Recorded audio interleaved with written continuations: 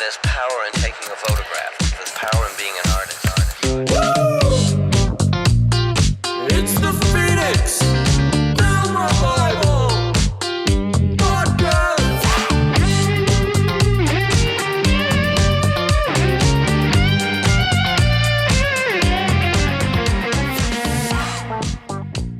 All right. Thank you for joining us for another episode of the Phoenix Film Revival Podcast. I'm your host, Daniel Iannicone, and today we have Mikey Prestwich, who I'm familiar with on Instagram.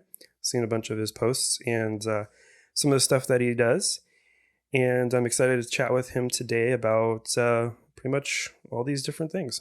Mikey, you want to fill us in?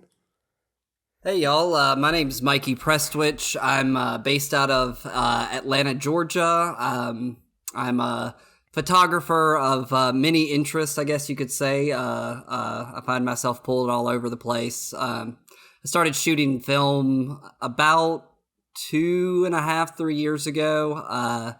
It started with Polaroid, I think, in the way that a lot of people do, and just wanted to have those prints and that analog experience, and I found myself with a 35 millimeter camera before I knew it, then a 35 millimeters and 3 and 4 in the medium format and large format and wet plate, and developing in the dark room and developing my own film, and the allure of this process, of these processes, it proves strong, and I always want to try something new and different, and not what I'm doing, and maybe not what other people are doing, if I can help it. Awesome. Yeah, so you're one of us. Yes. Similar to me. That's kind of the direction it was for me. I was just so excited when I first found out about film photography and kind of dove head first into it. It's hard to sit still with one thing. You realize that there's such a vast, just all the different options that you can go with film photography and alternative. And then before you know it, you've got packages on the way, and you're tracking B&H and Bostic and Sullivan orders, and oh yeah. It's easy to get carried away with it. The only thing that limits us is our ability to buy these things, I guess. Yeah, that's for sure the limiting factor, I think, for a lot of us. Yeah. So tell me about what it's like to be in Atlanta. I'm obviously here in Phoenix, Arizona, but I'm curious what the photography scene is like over there. Yeah, I mean, it seems like, maybe it's you find yourself in your echo chamber. I don't know, but it seems like people are shooting film everywhere. Like, friends of mine are picking it up. There's I'm in a member of a darkroom lab. Shout out to the Sprill Center for Arts and Ann Clancy, my darkroom teacher. Since I'm speaking with her about her own experience of the film revival, she's had to add 2 or 3 different darkroom classes. There's a couple of film labs in Atlanta. We've got Dunwoody Photo and the Photo Spot. So there is resources at hand. I don't know. I've got friends all over the place who are printing in the darkroom and shooting film, and it's not a bad spot to be if you're shooting film. And then you've got the what Studio C41 is doing with the ECN2 processing with the Kodak plant, and there's cool stuff happening in Atlanta when it comes to film. Yeah, we were just on the podcast with Bill Manning of C41 Studio, and it was exciting to hear what he has to say about ECN2. I'm curious to see where that goes in the next few years, but it's awesome that the community is growing. We definitely need that in order to keep this alive and keep it going. And ECN2 is cool. Like, I print most of my color negative film in an ECN2 kit, one of the film photography project kits. And you get it's a bit of a different look. You do get a bit of a flatter, lower contrast. The colors are a little more muted, a little less saturated. But yeah, I mean, ECN2 is not just for motion picture stocks. You can do some cool stuff with it. Yeah, ECN2 is amazing. I am curious to see all the labs kind of pivot with that, because the cost of C41 process film just being as expensive as it is. There's a lot of people that are bulk loading it, and then you have this available. And I love ECN2. After I did my first roll, I was kind of blown away with the way it looks. But it's also nice because you can scan it even on a flatbed and get really good results with it. ECN2 is probably one of my favorite processes when it comes to film development. Besides E6, obviously E6 is enjoyable. Yeah, well, you cannot replicate the feeling of pulling slide film out of that developing reel and holding it up to a window or a light, and you're like, man, there it is. It's pure magic. You can't. Oh yeah. There's nothing else like it in my mind, anyway. Oh yeah. What would you say is probably one of the favorite processes that you've done? Lately, I'm all about the wet plate. I've anybody who comes to my house that I can bully into a portrait is going to sit for a wet plate portrait, and particularly on glass. Tintypes are awesome. I really like them, but there's like an ethereal nature of wet plate collodion on glass that's really hard to replicate. Something about the way the light shines through that glass plate, it really glows. So yeah, I mean, I've been doing a lot of wet plate, which is a super cool process for a whole number of reasons. But one of the things I think I like the most is with collodion, it's only sensitive to blue light and UV light, if I recall correctly. So you get a totally different rendering of skin tone and eye color and that kind of thing that you might get with a panchromatic film that's red sensitive and yellow sensitive and green sensitive and all these wavelengths that you don't think about because your eye just sees, Yeah. But you'll get somebody. I just took a portrait of my sister-in-law, and she's covered in freckles, and the freckles pop out immediately because of the red in them, and because I say they pop out, they show up as black, so they're very noticeable. They stand out because the film isn't sensitive to red light whatsoever. And then the intricacies of the process. You've got like with the glass plate, I've got to cut the glass plate, I've got to clean the plate, I've got to buff the plate, I've got to hand coat the plate, I've got to sensitize it in silver, and then we finally get to the shooting process, which is the shortest part of the whole deal, honestly. You take the picture, 10 seconds, you're done, whatever. And then you got to develop the plate, and then finally you get to the fixer, and that's when the magic really happens. You put that plate in the fixer, and the image slowly starts to clear out that unexposed silver, and you get your image, you get your portrait, and it happens in real time. It's like the same gratification of Polaroid or Instax times 1,000. Oh yeah. Oh, absolutely. Yeah, we've been doing a photo booth, and the orthochromatic aspect of it is just amazing. I mean, it really changes the way you view a portrait. And I love that style.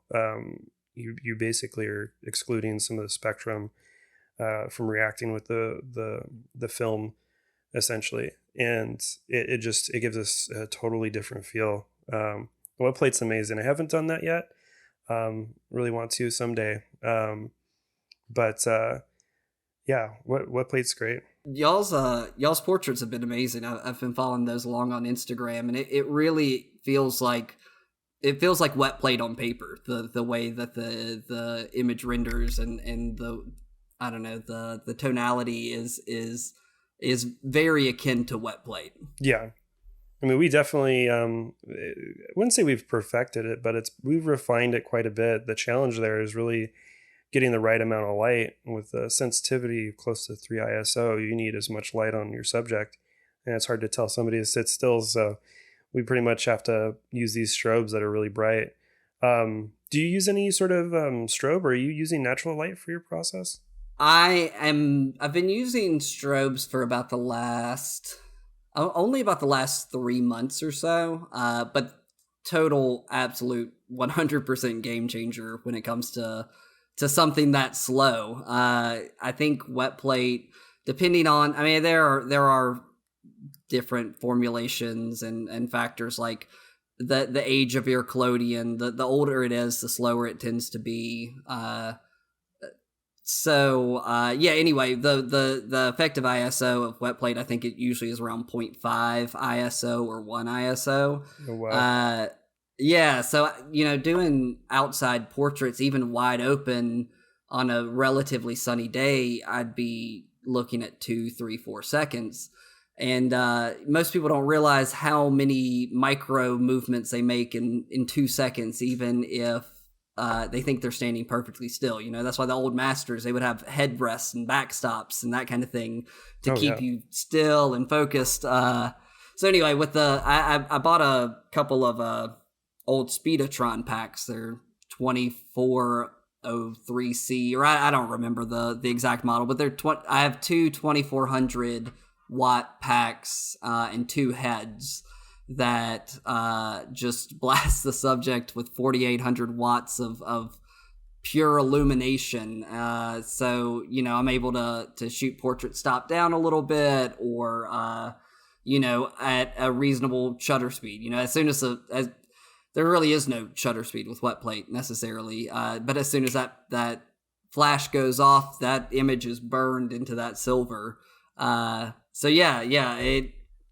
makes a huge difference, and my game has been stepped up a lot with having a couple of strobes, because outside light, that's or long exposure portraits, that's a tough thing. You gotta give credit to the old masters who could get it done. Oh yeah, I was looking up recipes for making flash powder.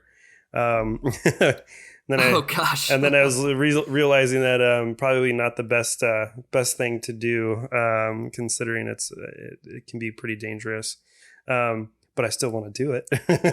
Yeah, especially you think about that flash powder with like a wet plate process where the collodion has ether in it and is explosive, and the silver nitrate is highly flammable, and all these factors that could have gone wrong just in the pursuit of a good picture. Oh yeah, it's crazy. I mean, this is what they did back in the day in order to get a portrait, and it's just, I don't know. I got a lot of respect for wet plate and tintype and the collodion process. It's very, those old photographers, they were as much alchemists as they were photographers. The process was the thing. The picture taking is obviously important, but if you don't have all the other factors down, you might as well not even go out and shoot. Exactly. Yeah, it's not only do you have to know how to compose and take a good picture, you have to do all these other things that are involved.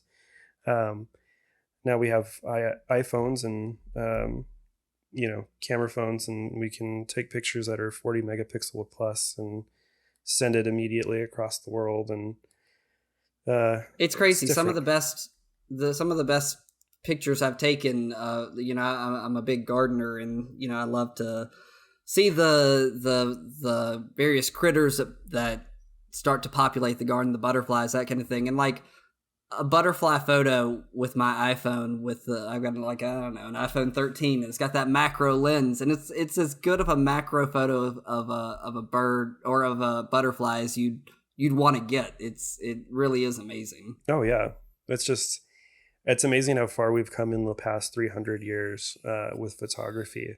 And yet we're still here doing these crazy processes. Yeah, well, there's a certain level of insanity I think that you need to have to start getting into this hobby in general. You'll quickly find yourself losing yourself. Oh yeah, absolutely. For your wet plate process, I'm just curious. I know there's some processes that are pretty dangerous that involve cyanide, potentially creating cyanide gas. What process do you use for your wet plate? So I'm using I use Old Workhorse salted collodion with a cadmium bromide element, or I forget the term for it. These are the time now that I'm starting to get into this. I wish I had a bit of a better chemistry education. Would come in handy with some of this. But yeah, I'm using a Old Workhorse salted collodion from Bostic and Sullivan. Seems to be an old classic. I haven't really deviated much out from that. I know there's your collodion choice is kind of like your film stock choice. I think there are subtle differences between Old Workhorse and I forget what they have a whole collection of them, and then you can get really esoteric and start looking into YouTubers who are doing their own recipes or doing daguerreotypes with mercury and all kind of craziness. I definitely want to get a daguerreotype someday. I think that would be pretty awesome, even if it's not actually doing the process. Supposedly there's a guy, I forget where he's at. I think he's in Maine or maybe Northern California. But there's somebody out there doing daguerreotypes, and I just think that would be like, once you get your tintype, it's like, all right, well, what's the next step? And I would think daguerreotype. What's the next danger level up? Yeah. How can I make this more hazardous to myself? Oh yeah, absolutely. I mean, that's the nature of it.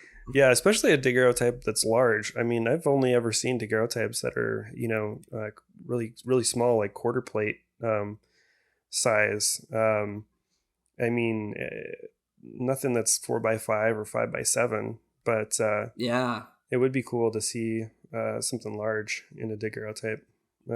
Speaking of large format and wet plate, there is a guy that I'm a big fan of on Instagram who does 16x20 wet plate collodion. He does landscapes, and I'm trying to think of his name. I think it's Hal Bill. Are you familiar with him? Yeah. I've seen Bill his Bill stuff. Howe. Yeah. It's HAO.BILL on Instagram. I recommend anybody who's interested in wet plate give him a follow, because he's got these huge, like, custom made 16x20 cameras that they're set up on like sawhorses. Like, his tripod is 2 sawhorses, and it's really an absolutely magical thing to see that process on such a big format. Oh yeah, absolutely. And the fact that he goes and does nature photography is that much more just crazy. I know there's a guy named Giles. I don't know how you pronounce that, Clement. He does a lot of portrait work. He actually shoots a lot of actors and actresses. And he does a lot of portrait work with wet plate, and his stuff is actually pretty amazing as well. I think those two are probably leading photographers in wet plate that are, still alive and kicking.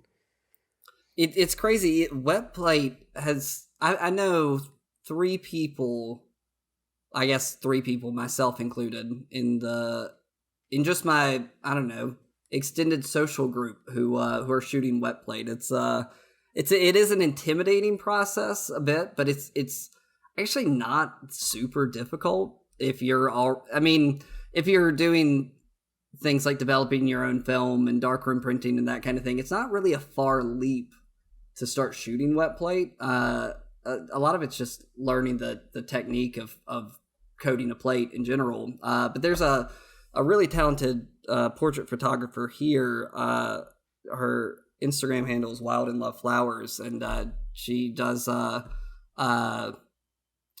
wet plate at like local art festivals, and you can go sign up and get a tintype portrait, which I think is just crazy. In 2023, you're at an artist market and somebody's like, "Hey, can I shoot your tintype?" Oh yeah, that's just that's amazing that we can still do stuff like that. You know, when all of it if all of it comes crashing down, if the film manufacturers stop making film, wet plate will still be a thing you can do. You'll if you can get silver nitrate and collodion, you can make a photograph. Yeah, I always thought about that, and I figured anytime the the market gets a little concerned about the cost of film going up, and then everybody starts questioning, oh no, film's going to go out. I always kind of fall back on, well, there's wet plate, and you really don't need any of that because you're manufacturing the whole process yourself, which is amazing. Out of relatively, I mean, you're not buying them at a supermarket, but ingredients that even if you don't have somebody like Bostic and Sullivan giving you a pre-made kit, if the old recipe books are out there. I've got old workbooks with copyright dates of like 1878 or something, like very early photography books. So like the recipes are out there. If it all came down to it. Rudimentary aspect of photography. All you need is a box right. and light sensitive material. That's right. That's right. So what would you say is the most challenging part of wet plate? Would you say probably the pouring process or yeah, the hand coating for sure. For anybody that's not familiar, when you coat wet plate, generally you don't use like a brush or a coating rod like you might with if you're coating paper. You pour the collodion directly onto the substrate, the material you're using, whether it's traditionally black tin sheets or glass, and you pour the collodion directly on, and it's sort of a matter of a wrist swivel because you're coating it using surface tension to keep it from falling off the plate. So you kind of swivel to the right and swivel to the left and swivel back and swivel forward, and that process is probably that's the crux of the deal, really, of in my mind anyway, of learning how to do it, at least on a basic level, is that coating the plate, because you don't want it starts to dry very quickly. You don't want it too thick in areas or too thin in areas. And then from there, it's just you pop it in the silver nitrate bath. You put it in the for 4 or 5 minutes. You put it in the plate holder. You take your picture, and then the rest of it is relatively easy. You develop it in a similar way traditionally, where you pour the developer on the plate and you do a little wrist swivel, try and keep it on there. You're not developing it in trays or tanks like you would sheet film or roll film. And yeah, I'm still perfecting it. I've gotten a lot better at the hand coating, but it's like with the nature of anything. I don't know if you're ever truly a master. You just get a little bit better every day. Oh, absolutely. I think that's it's a muscle memory and just slight improvement, subconscious improvements that you make in the process. At least that's how I feel when I do work. The learning to do a thing is just messing it up over and over, a little less each time. Yep, absolutely. So you've jumped off the deep end. You've gone into wet plate, and you're only 2 years in on film photography. Did you do any digital photography prior to that, or? That's the funny thing. I could not use a digital camera if I tried. My wife's got some Canon Rebel something that I got her a couple of years ago, but my entire foray into photography is of an analog nature. Like I said, I started out shooting Polaroids because I realized one day that we as in my family, my immediate family, me and my wife, we didn't have a whole lot of prints. Like when you're a kid, at least, our childhood, you probably had a drawer somewhere that was just full of little envelopes of pictures, the stuff that didn't make it into albums and the stuff that didn't make it onto a frame. And, you get 1 or 2 keepers and a roll of film, whatever. So yeah, I started shooting Polaroids to have prints around. And then one day I got to thinking and reading and whatever. I'm like, well, if I buy a roll of film, I get 36 exposures. That's way cheaper. I'm going to save so much money if I start doing this. And then lo and behold, I did not I did not save any money. I, in fact, did the opposite of that and proceeded to spend all of my money on this from that point forward.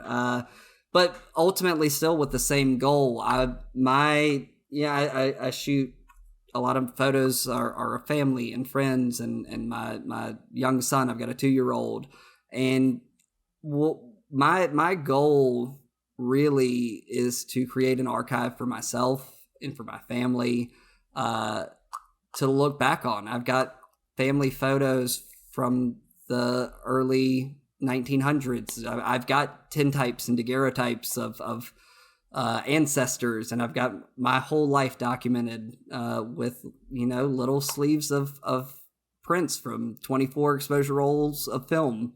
And yeah, I think finding the love for the process, for the love of the end result of having prints and things memories, tangible things that if it all comes crashing down, if with technology redundancy or platform changes or whatever, it's harder and harder to make sure your digital photos are moving from the right place to the right place. You move from CDs to your hard drive to the cloud, whatever. I have a physical record, and it doesn't help that it's a hell of a lot of fun too. Oh, absolutely. Yeah, I like I mentioned before, it's just there's one thing after another that you're like, oh, this exists. This is a process. And you're like, I don't know what this. I'm curious of how this works. Yeah, you get on Unblinking Eye, and you're like, whoa, what's the Mortensage process, or all kind of weird diapositive stuff with chemicals that certainly probably could kill you. Oh yeah. Oh, absolutely. I like to go antiquing. So whenever we're out and about, my wife and I, we'll come across something that's photographic, in film related or whatnot, and my brain just starts going, what does this do? What is it for? How does it function? Like, where's the lens? Or what does this do mechanically? And it's that curiosity of all of that. And what's cool, I think, too, is that there's so much out there. If you think about it, a lot of stuff that we have nowadays serves more than one purpose. Our phone, you do everything on your phone. Your watch now, can check your heart rate, and you have all these items, electronics and whatnot, that do multiple things. And back in the day, you would have your efficiency in having something that does something specific really well, and it does it really good.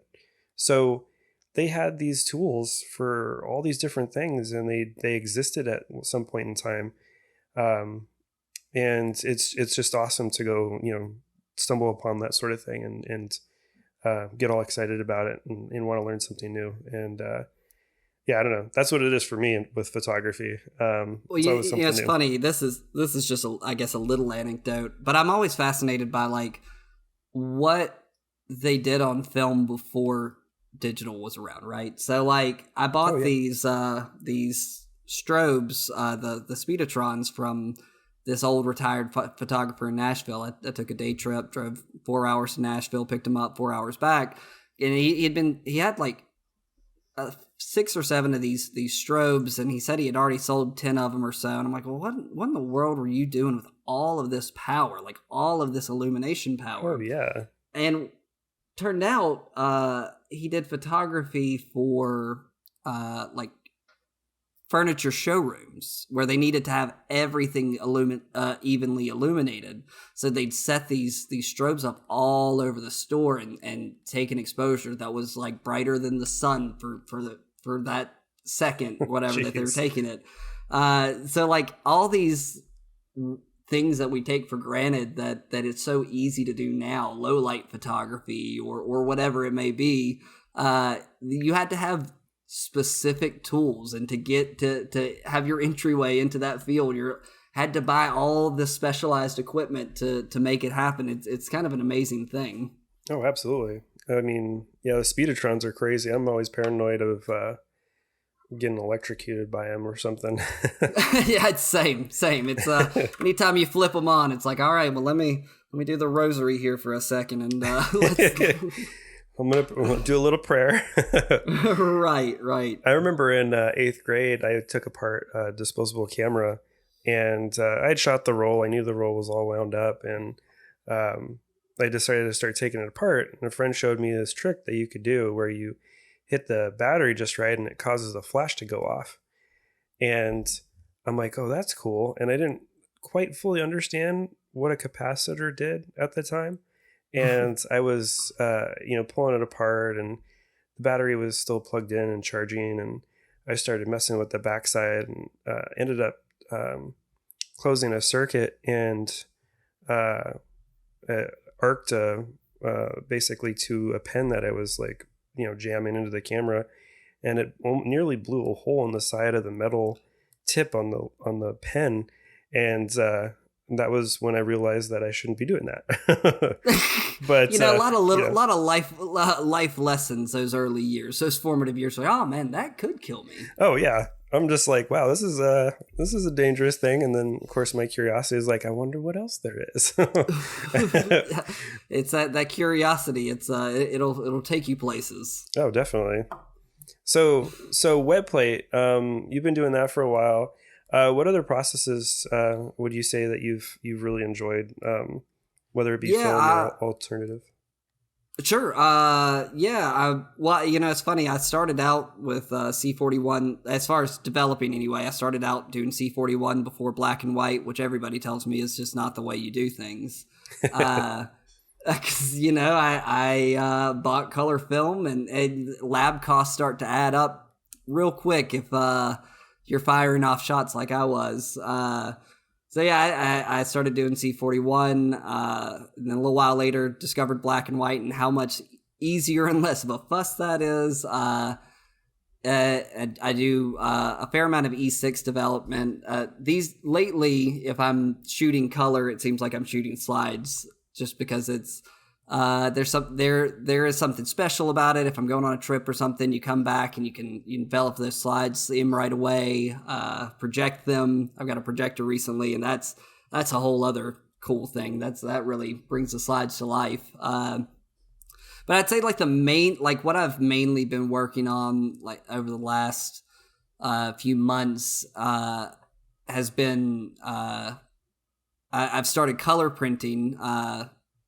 Darkroom printing RA4 process, which is a whole lot of fun and also super frustrating. And I do a lot of black and white darkroom printing, and just starting to kind of get into toning and split toning using sepia and selenium. And printing I think has been my focus lately. Getting the end product, framing, getting it up on a wall, giving it to friends. Hope to set up a website soon, so maybe I can get some prints out to my handful of followers anyway. But yeah, printing I think is the name of the game for me at the moment. Seeing going from shooting, developing it, and then straight into the darkroom. I can have a print in an hour, and that's a cool thing. Oh, absolutely! I love printing. I think more people should do it. Yeah, especially with color printing. We just did some workshops on that, and it's for anybody who's printed black and white before, but they haven't printed in color, it's kind of just a different, completely different thing. I mean, you really have to comprehend your color theory, understand how a color wheel works, and what is the opposite, and how to get there. It's definitely fun. I think it's a kind of like a cat and mouse game of trying to hit your color just right. Because really, it's just to get a good print is the goal, not so much anything really creative in the color printing workflow, at least for me. But what advice do you have on color printing? Patience. I think first and foremost, it is an exercise in patience. It's the feedback loop I found is quite a bit longer than black and white printing. So when you go from exposure to pulling the print out of, in my case, I use a unicolor rotary drum and a bass, that spins it, agitates it consistently forward and back, whatnot. Yeah. But anyway, from exposure to pulling the printout is probably about 10 minutes when you factor in pre-wash and post-wash and that sort of thing. Whereas black and white, it's, I don't know, 45 seconds from the time you pull that piece of paper off your enlarger and you put it in the developer.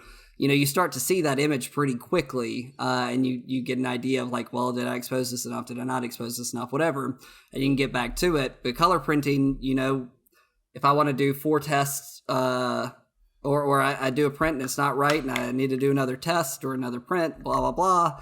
I might do 4 or 5 of those in an hour. So you've got to dedicate some time and know that you're not just going to bang out prints, at least when you're getting dialed in and figuring out, how your enlarger head responds to both the color negative film that you're using and the paper.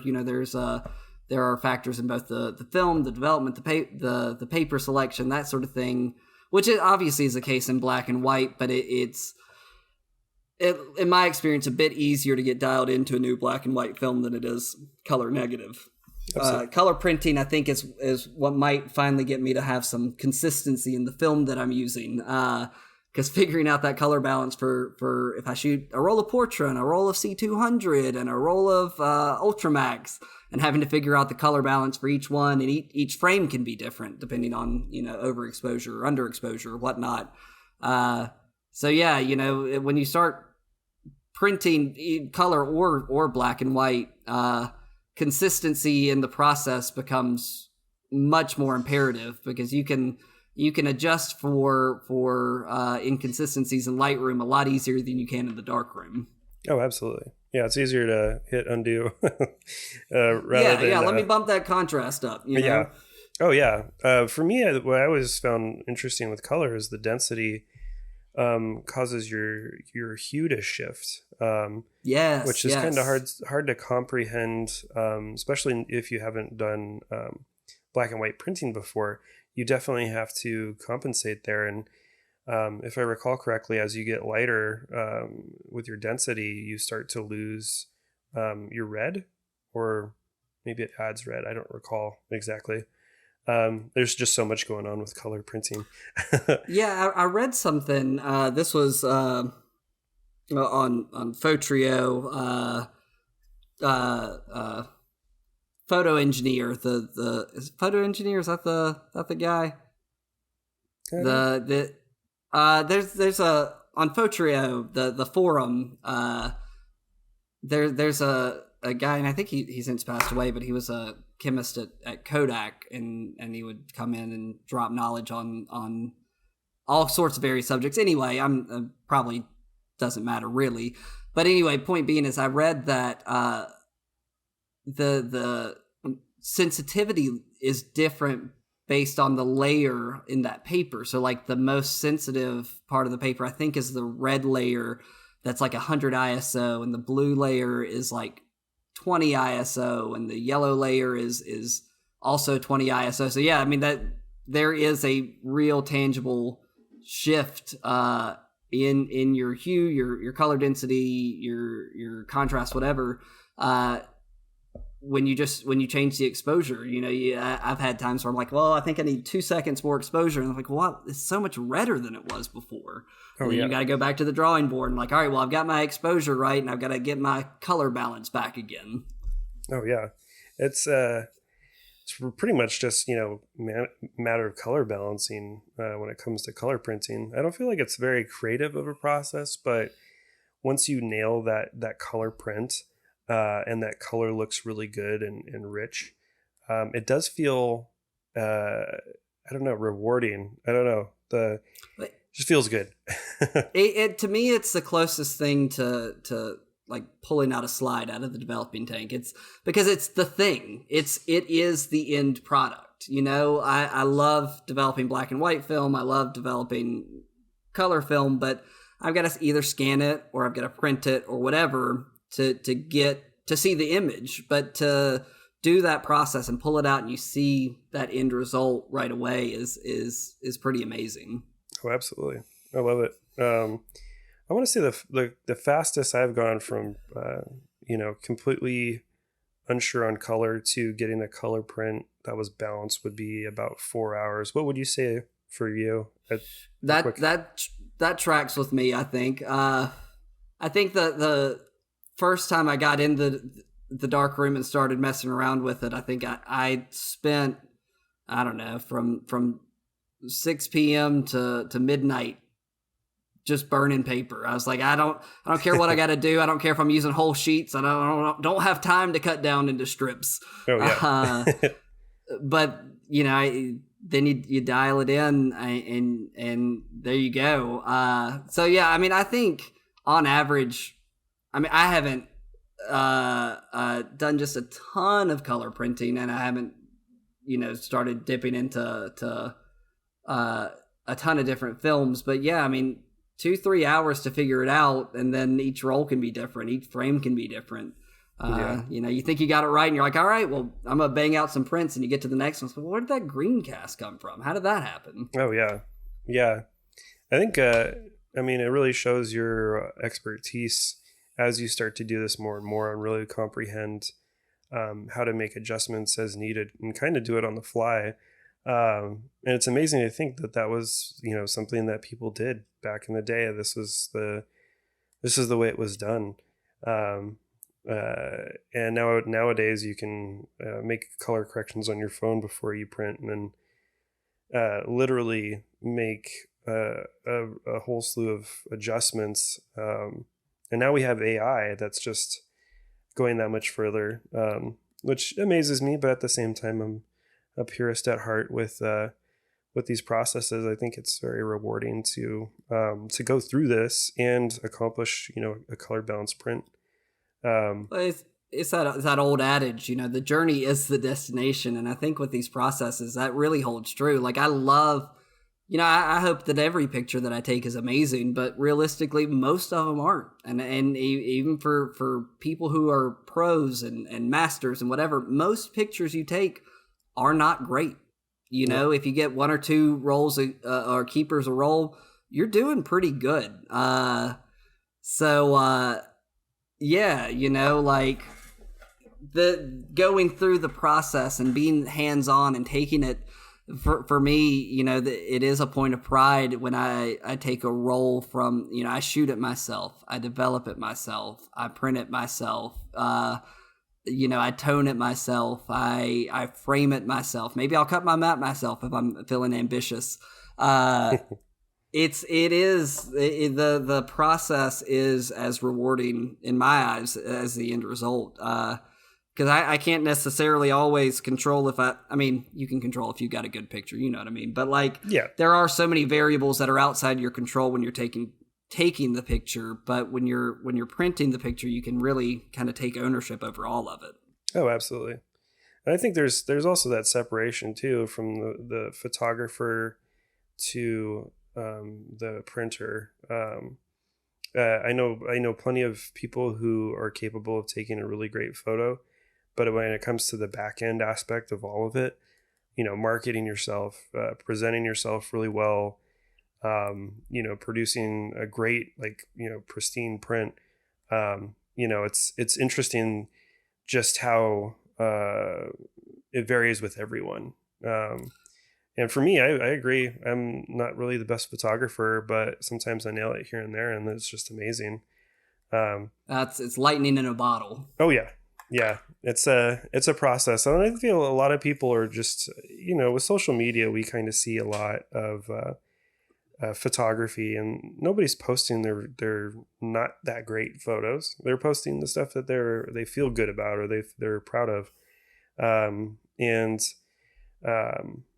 We take for granted the trials and tribulations when it comes to film photography, digital photography, whatever it may be, alternative process. It's as long as you're learning and you're making improvements where you can and being curious about the whole process, I think that's what's important. Not to just give up on it. I know a lot of people want to get into film photography and then they screw up a roll, and it's disheartening to see them leave it and say, oh, well, film photography is not for me, when there's so much potential there for you to learn and get better.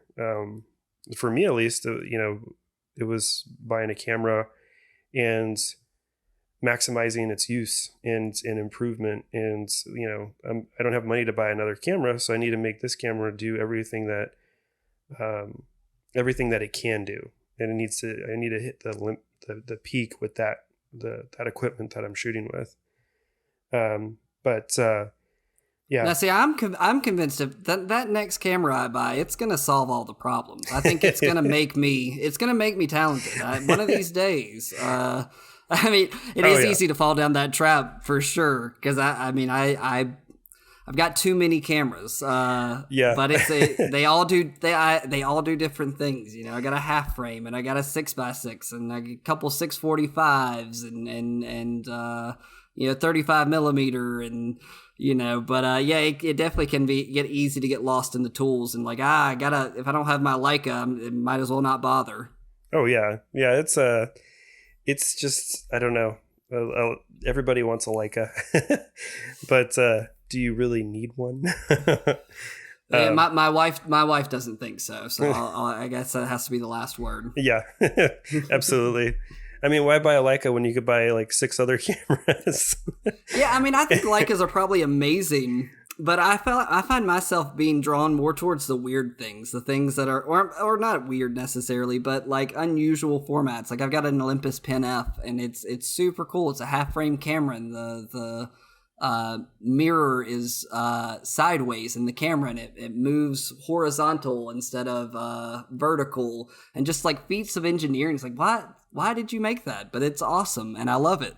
Oh yeah, absolutely. I mean, there's so many weird, we hit a point in photography, in the timeline of photography, where every industry was trying, or every company out there was trying to improve upon what film photography was and make it that much more commercial and available to everyone. So you get these kind of crazy cameras. There's a guy I follow on Instagram who he posts up weird cameras that he finds. And there was one which was like goggles for Star Wars that you look through. And I was like, man, that's cool. Like, I'm not even really a big Star Wars somebody fan. thought to do that. Yeah.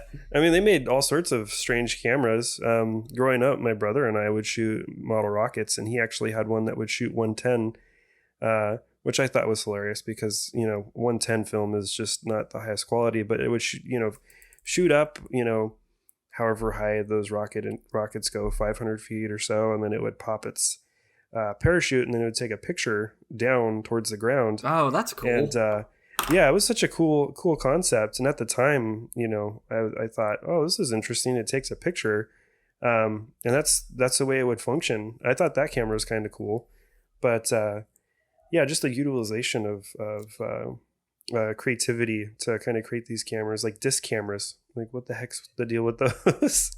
Well, yeah, I think we've reached a point with like digital photography where it's sort of all been condensed down. Like in early days of digital photography, everybody was throwing stuff against the wall to see what would stick, how it would work, compact cameras or DSLRs or whatever. But it seems like now, I mean, there's not a whole lot of like point and shoot digital camera players in the game, or not nearly what there were. It's you're either shooting on a high-end mirrorless camera, or maybe DSLR, but it seems like that's the next step in obsolescence is DSLRs, and your cameras often look very much alike and they feel very much alike, and it seems like there is a little bit of a compression in that side of the photography industry that probably isn't forever. Fujifilm is doing some super cool things with their mirrorless cameras and their film simulations that start to make me second guess myself if I should still be paying $25 a roll for Velvia or whatever may be. But it is different, I mean, I guess just a long lineage of decades and decades worth of cameras, but there's just weird stuff out there that's cool that you're like, I didn't know this existed. I don't know why it existed. It's a Welta camera, and it's a folding TLR. So it's oh wow a TLR with a bellows, and it's like, that's so cool. And obviously, it wasn't the best idea because there weren't a whole lot of them. But Yeah. it's cool that somebody's like, let's do it. Let's see if it works. Oh yeah, yeah. I think that's the enjoyable part of photography as well. I mean, it's not about, hitting that peak camera that's like the perfect camera to shoot with, the most convenient and feel good camera, being the Leica for the most part. But it's all those other ones that are just weird and quirky that just, didn't quite make it. There's a Polaroid camera that I have that a friend had, and it was for shooting like dental and like weird close-up stuff. And I thought it was just the strangest thing. And I think that one took Spectrafilm, which is a huge bummer because it's not manufactured anymore. But I was just like, wow, this is the most ridiculous camera, for what it's used for. One of the cameras I got somewhat recently in the past year, was this camera that was used for the military, and you would photograph people getting on a ship before they get shipped off. So you would document every person and you'd photograph them with a number, almost like they're prison inmates. But it was just it's a photo recorder, and it would shoot a 100-foot roll of film, and you just advance it. You push it, push the lever forward, it cocks it, you pull it back, it snaps the photo, and then you push it forward again, it cocks it, and you just keep doing that. And it was designed so you could move people through really fast, and then you wouldn't have to reload your camera with new film. You would So did it take 35 millimeter? Yep. You would shoot an entire bulk roll of 35 millimeter film, and just the most ridiculous thing. I'm looking at it, and the lens is very rudimentary. It doesn't have much variety for your f-stop. I think it goes from probably like I want to say a 5.6 to like 16, something along those lines. Just very limited. And then it does give the option for a flash, so you can actually have it's got the sync port on it, and you have a magazine which you can change out, which is kind of cool. But you would use a focus plate, and then focus on your subject, and then you would then plug your plate in, or excuse me, your magazine in, and remove the plate, and then you would just continue to photograph people at that specific distance and that specific framing. Just a crazy camera, but they made, there was a purpose for it. And somebody was like, have you used it? I have actually. We did a photo meetup once, and I was like, I want to test this thing out. And I coincidentally received a bunch of film from a school that was getting rid of their darkroom, who I was friends with. And basically I'm sitting on 40 plus rolls of 100-foot film. I'm like, all right, I think I can sacrifice one of these. Yeah, and, for was the like, cause. Yeah. I was like, come on, I'm not gonna not shoot this. Right. But that was a really fun project, and I was like, all right, what I'll do next time is just take tons of photos and have people make all sorts of ridiculous faces, and it's a photo booth sort of setup. And I was trying to figure out a way to turn it into a photo booth that you could push a button, and then it automates the lever, and it takes a picture and triggers strobes. So literally all you have to do is build a shell for it, and then have a thing that actuates after you receive payment. And I'm like, I'm just trying to think of like, okay, how could I make a couple bucks off of this thing? Right. And how did you develop the film with that? You basically just kind of have to cut it, and you end up going over 36 frames, which puts you into a spot where you're basically having to cut through a frame in order for it to fit on the reel. So you basically trim your roll after you shoot through that portion, and then you kind of load it up onto a roll, and then sacrifice a frame somewhere along the line, and depending on how many linear feet that you shoot, you would just that would kind of split up across the rolls that you would have to develop. So I guess you could do like an old school bucket development with that. You put it in a bucket, That's put the true. developer over it, and just keep stirring it. yeah, there would be a way to do that. in theory, if you were shooting a giant roll of color, you could probably run it through a processor. Oh yeah. A processor, but you have to figure out a way of doing that. That or just get a giant reel, 3D printed reel, and then use a 5-gallon bucket. Yeah, that's what's cool about this is there's workarounds. You can there are optimal ways of doing things, but there are also acceptable ways of doing things, and I think that's sometimes where I live is in the acceptable ways of doing things, where it's like I don't know, it works good enough for me at the moment. Oh yeah, have you ever shot a Santa Ray film? Is that the aerial film from not the Santa Color people? What are the Camera Rescue? Yeah, I think so. Yeah, I haven't shot that. I've shot similar red sensitive films, but no, that one is on my list to try out. It's definitely an interesting film. My wife and I decided to buy a couple rolls, and the film base on that is very, very thin, like extremely thin. And we had loaded up some rolls in the summer, and we were trying to get them up on the reel, and we were just struggling with it. So we ended up basically just throwing it in a tank and developing it. But the film also scratches somewhat easily. So we had some scratches throughout the photos, but we still managed to develop it just fine. But that film is definitely an interesting film to shoot with. Supposedly 100 or is it 1,000 ISO?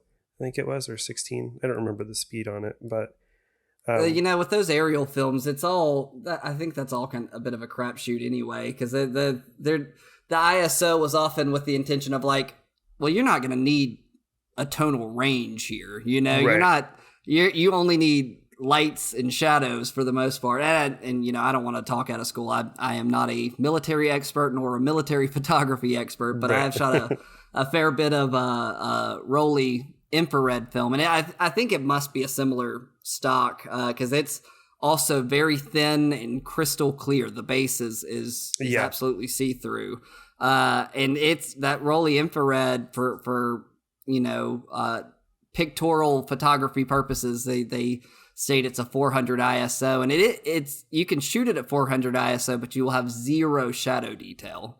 True. Whatsoever. It's which it can be super cool sometimes. I mean, that's a look for sure. But I find myself shooting that more at like 100 to actually get the tonal range that I'm looking for. If I'm shooting as a black and white film, obviously that all goes out the window when you slap on a R72 filter, and then the ISO is all out the window, and it's a bracketing game and a guessing game, and just hoping and wishing that you get it right. Yep. You get cloud moves just a couple feet, and then it changes everything. Right, exactly. So we've talked about wet plate. We've talked about color printing. Some other film stuff. Any other processes that you're pretty fond of that you've done? Yeah, I do a lot of cyanotypes, partly because it's dirt cheap. You can get into the discussion of cost of paper and cotton papers and that kind of thing, and that's a whole other thing. But there's not to give Jeff Bezos any more money necessarily, but there's a cyanotype kit on Amazon that you can get for like $11 right now. It's the old school with the part A and part B sensitizer, and it's something I work from home with my day job, and it's something I can do while I'm working. I'll coat the paper and get back to work, and then I'll put the paper under my light source and all that kind of stuff, whatever. Cyanotyping is an eminently or extremely satisfying process, and when you're shooting 4x5 film, if you don't have a 4x5 enlarger, it's your easiest, quickest, cheapest way to see what that print looks like, at least in an analog sense, if you're not scanning it.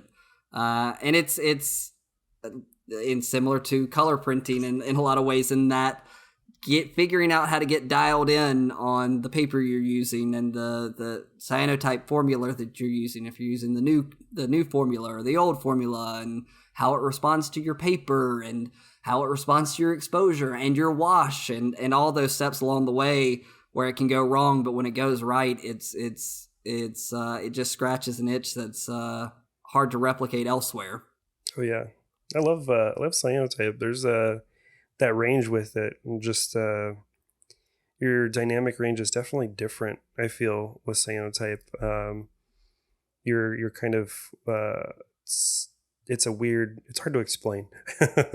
Yeah, well, it's hard to get a full tonal range. So you're going to be contrasty no matter what. And if you have a very low contrast negative, it doesn't translate well to cyanotypes in my experience. And there are variables that are hard to correct for in cyanotypes. In the darkroom, if you're printing black and white, boosting your contrast or lowering your contrast isn't super difficult. Burning and dodging to have selective lightening and darkening in certain areas. Well, cyanotypes, it's like, my exposure is my exposure and my negative is my negative. You can get into masking and that sort of thing, but that's a whole other skill set to learn. Right.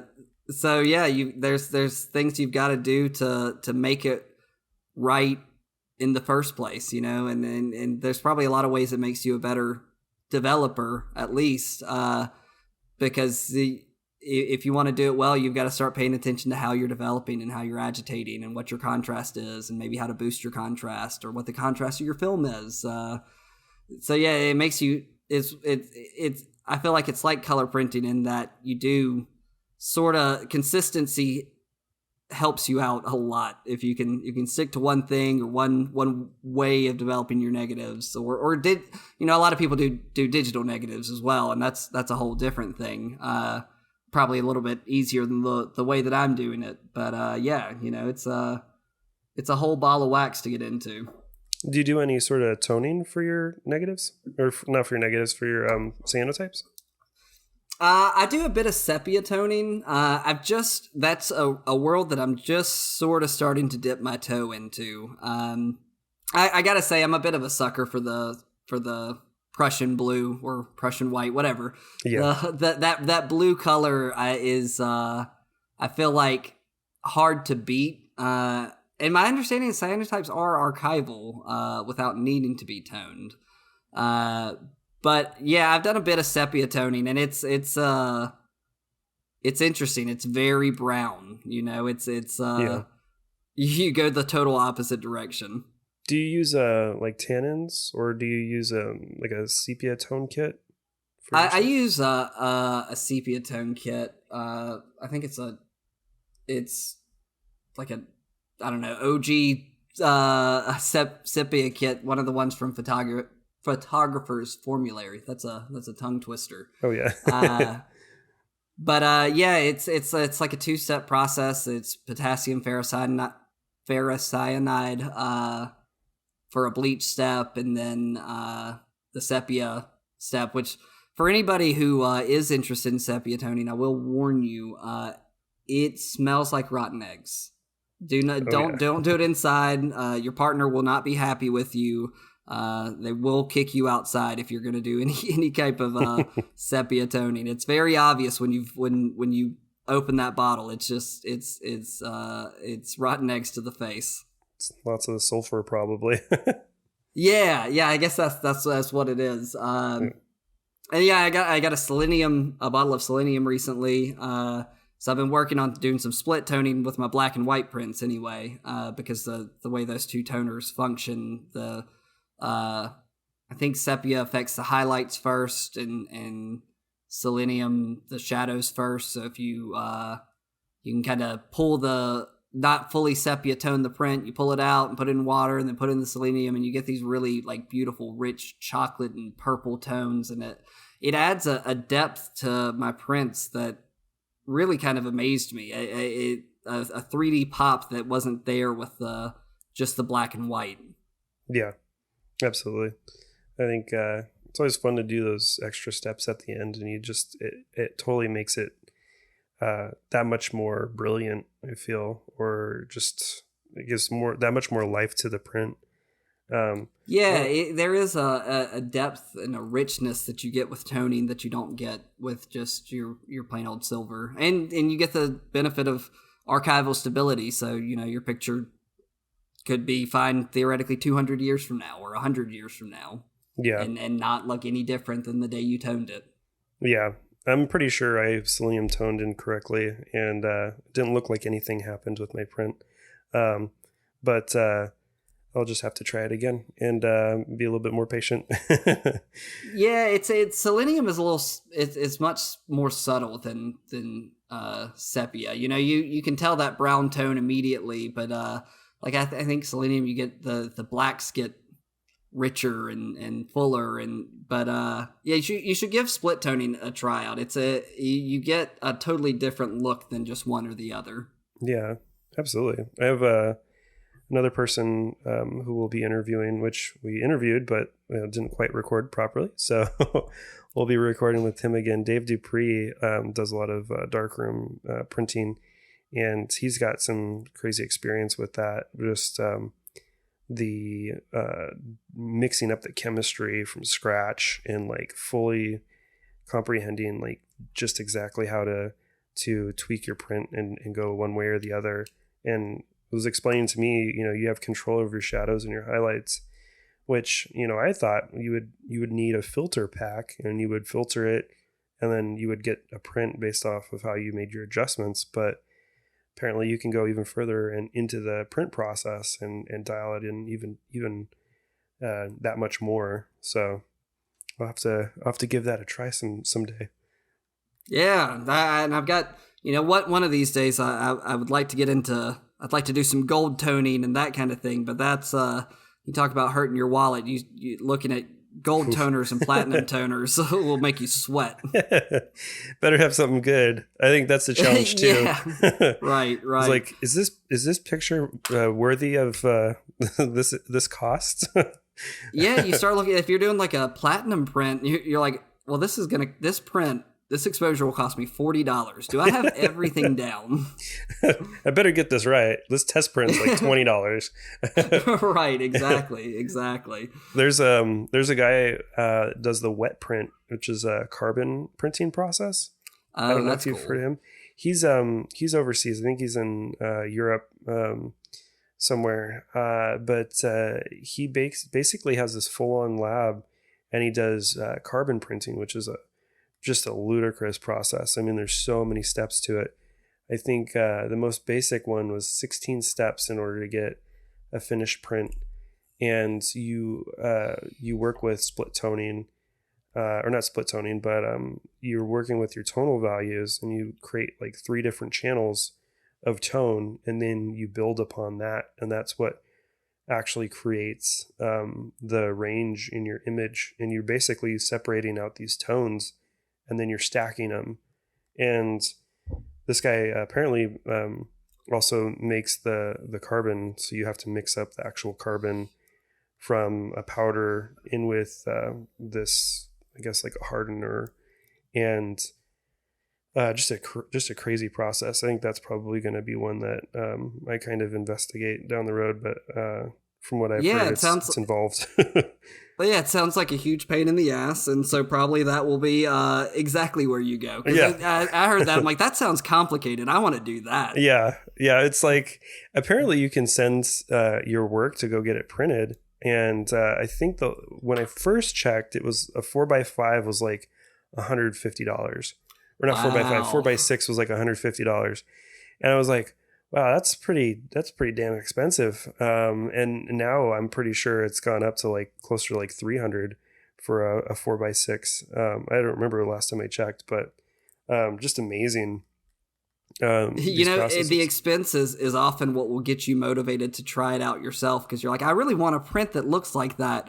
I'm not paying $150 for that. I'll pay $150 for the chemicals or whatever you may need, and I'll have a ton of prints. Oh yeah. Well, you pay $150 for the chemicals, and then you realize, you need the special tool to properly do it, and you're like, all right, well, I already invested $150. Hey man, don't be calling me out like that. Yeah. That's I feel that in my bones. It's like that with everything. Like, yeah, there's been a lot of things that I've started doing in the name of saving money that ended up costing me money. I started bulk loading, and then like now I'm searching on eBay. I'm like, well, there's that expired roll of Agfa APX 100 for $60. I should buy that. It'll be way cheaper, and then you end up with 400 or 500 foot rolls. And you're like, well, this doesn't seem cheaper at all. I don't understand what happened. how am I still broke? I keep spending more money. Was it a sunken costs fallacy? Yeah. I've invested this much so far. It's got to pay off eventually. I better make this my whole identity. Yeah. Yeah, definitely. So I guess you've done a bunch of different things. You're kind of all over the place, which I love. Where do you think you'll go with photography? What sort of processes do you want to like go after next? I think. Oh, sorry. Go ahead. Or I was just going to say, or do you know if there's anything?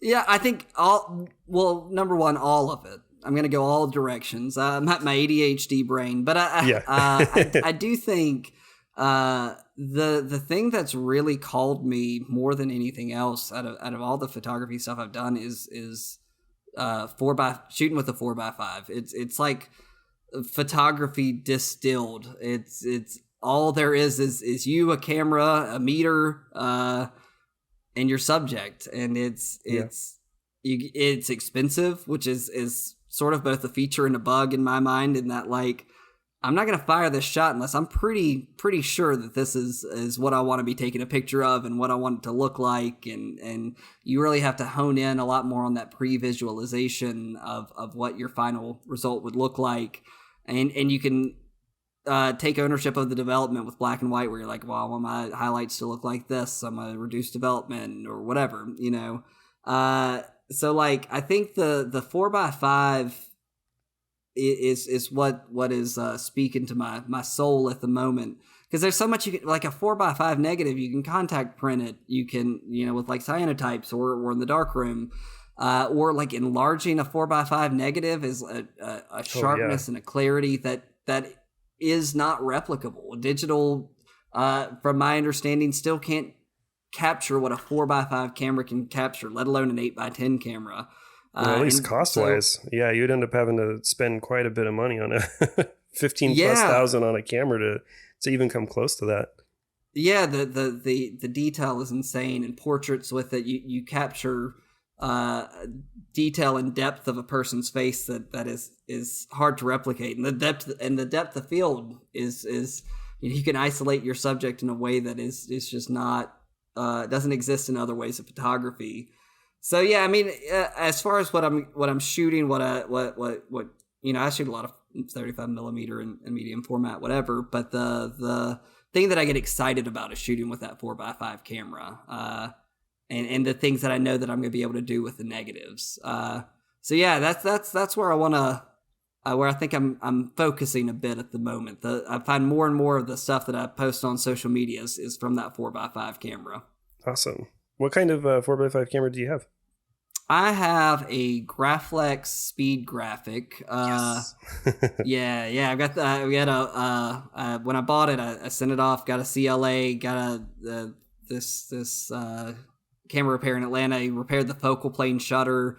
So I've got a fully working, fully adjusted, fully speed tested focal plane shutter. And that opens up all kind of possibilities, all kind of funky lenses that you can use if you don't have to worry about using the shutter built into the lens itself. Oh, absolutely. Well, you can use a enlarger lens. Yeah. Like, you know, a lot of people use like funky projector lenses. Because they've got weird distortions and bokeh and all kind of stuff. Yeah, you can. If it's got glass on it, you could theoretically shoot with it with that focal plane shutter. Oh, yeah. I have a friend in Kentucky who I haven't talked to in a while, but he was actually shooting with a magnifying glass. He just attached a magnifying glass to the front. That's cool. Yeah, I'm like, how are you shooting? Because he didn't have a lens. He had the camera. But he's like, well, I'll just start looking for lenses, and, you know, it's cheap to get a magnifying glass lens. I'm not exactly sure how he rigged it up, but you know, Is that like a single element lens, I guess? Yeah, I don't know how he achieved a photo from it. It must have been just the right kind. I was like, I don't believe you. Send me a picture. And then he sent me a photo of it like taped to the front of the front of the camera. I'm like, okay. But All right, very cool. it wasn't the greatest photo, but I mean, you still got somewhat of an image out of it. Well, and you get to say I took a photograph with a magnifying lens, and that's as worth as much as anything. Oh yeah. Oh, I had a project I did once. A coworker had given me a reproduction lens, and so I was like, all right, well, I want to experiment with this and take a picture. So I ended up making a garbage bag camera because another coworker of mine gave me an 8x10 back, and I was like, well, I don't have an 8x10 camera, so how do I make this work? So I took some cardboard, assembled it, put a garbage bag on the inside, taped the garbage bag to the lens, and then went out on a bright sunny day and took a picture. And obviously, when I went to go develop it, the focus was right. It was kind of shoddy the way the whole thing was set up. The focus was good, but I overexposed it quite a bit. So when I dropped that sheet of paper, because I used Ilford, multigrade paper as film, I dropped that into the tray. I could start to see this negative come out, and it was crystal clear and super sharp. And I was just like, oh, it's working. And then, then I realized, oh wait, that was way too soon for me to see this. And then eventually it just turned black, and I was like, no. Oh yeah. Anybody who's spent time in a dark room knows that feeling for sure. Where you're no, we went past the window. Yeah, we're long past. I think it was like maybe like 6 seconds into the developer, and I was like, oh, there's an image, and then it just as I was the only person that got to see the negative of that. Hey, it's a very Buddhist experience, where it's like you make the thing and then you witness it and it disappears. You know? Yep. And I have no proof. I have no proof that it exists. But I did actually ended up getting a picture of my roommate with that camera too. But I mean, I don't know, the things that we try in order to experiment with and learn, I think is it's just so much fun. It's magic every time. All the ways that all this stuff works together and the way that it comes out, and it's magic. It just is. Oh yeah, absolutely. Well, let's see here. What else do we have? Pretty much went over all the processes that you've done, and then chatted about you going into 4x5. I guess what advice would you have for a photographer who's starting out? And I guess what sage advice do you have that you can think of when it comes to getting into photography, really?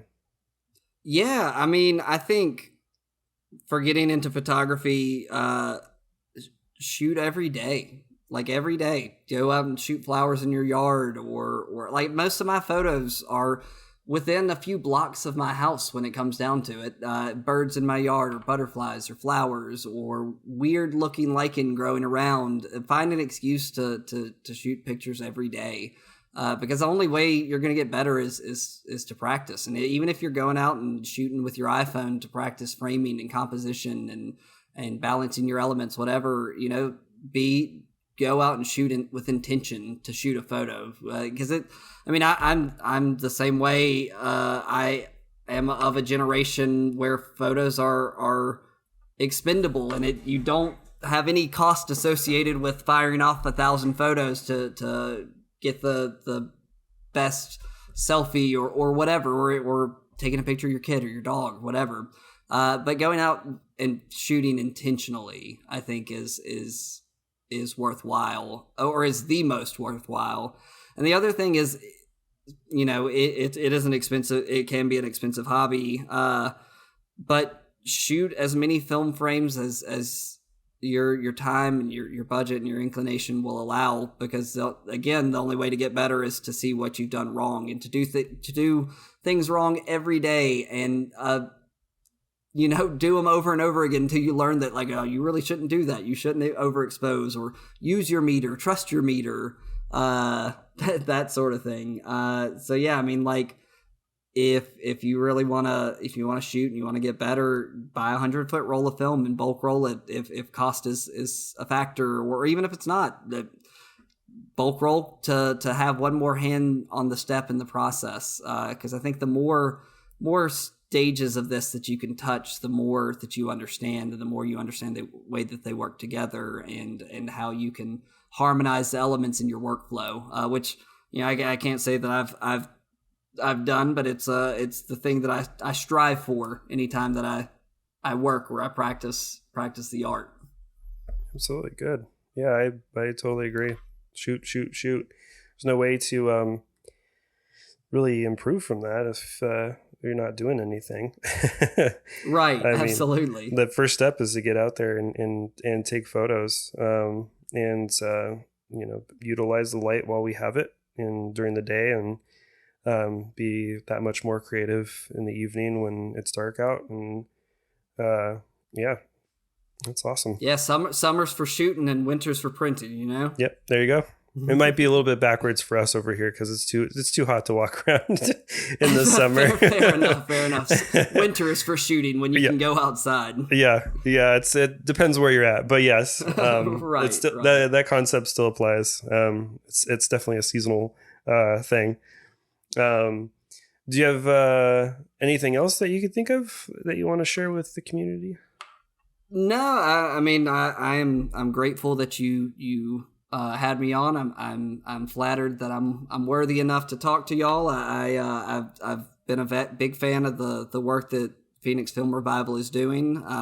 If anybody is interested in checking out my work, you can follow me at _quartz_date on Instagram, with a website hopefully to follow.